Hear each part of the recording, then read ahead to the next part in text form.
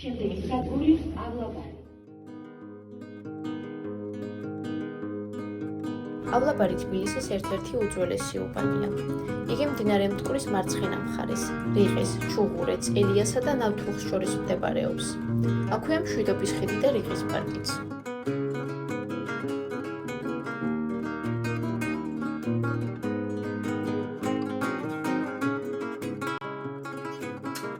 თავდაპირველად ამ უბანს სოხდებილი ეწოდებოდა, რადგან აქ სპარსული სოხდის ტომის წარმომადგენლები ცხოვრობდნენ.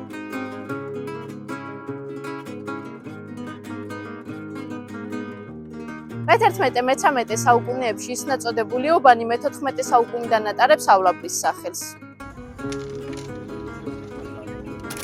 მე-18 საუკუნეში ავლაბარს ორი გალავანი ჰქონდა.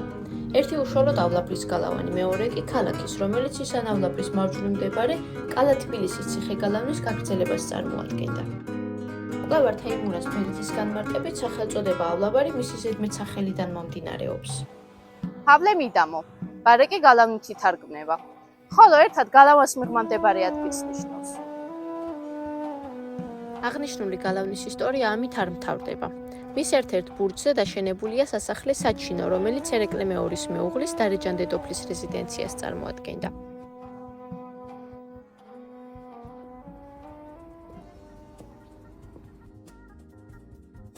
სასახლის მშენებლობა 1776 წელს დაიწყო, თუმცა 1803 წელს დარეჯანის პეტერბურგში გადასახლების შემდეგ აქ სასულიერო სემინარია გაიხსნა.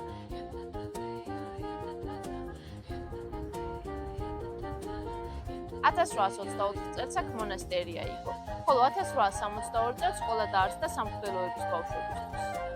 მხოლოდ 1970-იან წლებში მოხერხდა სახლის რესტავრაცია და დაუბრუნდა პირვანდელი სახე.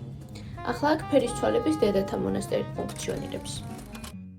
კალა-თბილისსა და ავლაბარს შუა გადებული იყო ხიდი, რომელსაც დღევანდელი სახელწოდებით მეტეხის ხიდით ვიცნობთ.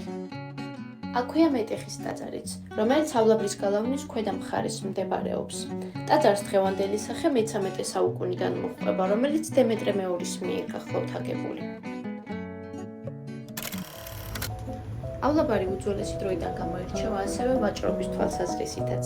ავლაბრის ბაზარი მე-19 საუკუნეში წარმოიქმნა. 1828 წლიდან ის იხსენებოდა როგორც კახეთის მოედანი.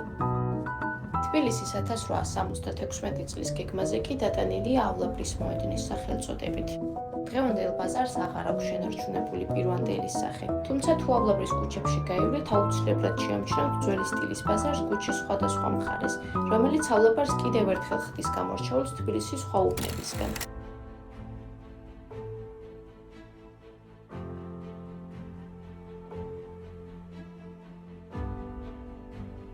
ავლაბარი წარმოუდგენელია თბილისის გვირგვინი, სამების საკათედრო ტაძრის გარეშე, რომელიც 2004 წლიდან დიდებულად გადმოჰყურებს ჩვენს დედაქალაქს. 1999 წელს ტაძრის მშენებლობისთვის გამოცხადებულ კონკურსში არქიტექტორი არჩილ მინდიაშვილის პროექტი შეირჩა. თუმცა ფინანსური პრობლემების გამო მშენებლობა გაჭიანურდა და საძირკველის ჩასხმა მხოლოდ 1996 წელს მოხერხდა. ავლაბარს, ისტორიულობას, მაგიურობას და განსაკუთრებულობას სამების ტაძრის უკან მდებარე სომეხ მწერალთა და საზოგადო მოღვაწეთა პანთეონიც ხმატებს.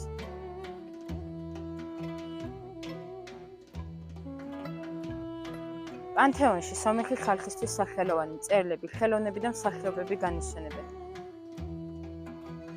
ხოჯავანქის პანთეონი 1961 წელს გაიხსნა, ხოლო 2002 წელს თბილისისა და ერევნის მუნიციპალიტეტების სომხეთის საელჩოსა და საქართველოს სომეხთა კავშირის ერთობლივი ძალებით პანთეონს ჩაუტარდა რესტავრაცია. იგი დღემდე თბილისის მერიის ბალანსზე იმყოფება, ხოლო მოვლა პატრონობის სამუშაოებს საქართველოს სომეხთა ეპარქიის ჰაიართუნ ცენტრი ახორციელებს. ავლაბარი უდიდეს ისტორიასთან ერთად დღემდე ინარჩუნებს ძველ თბილისურ სიყვარულს, ხალხმრავლობასა და ტურისტულად აქტიური უბნის სტატუსს. ადგილზე შეხვდებით უამრავ კაფე-ბარს, სადაც ტრადიციული სოკოების დაგემოვნებასთან ერთად კლასიკური მუსიკის მოსმენას, განტვირთვასა და თბილისური ურთიერთობების გაცნობასაც შეძლებთ.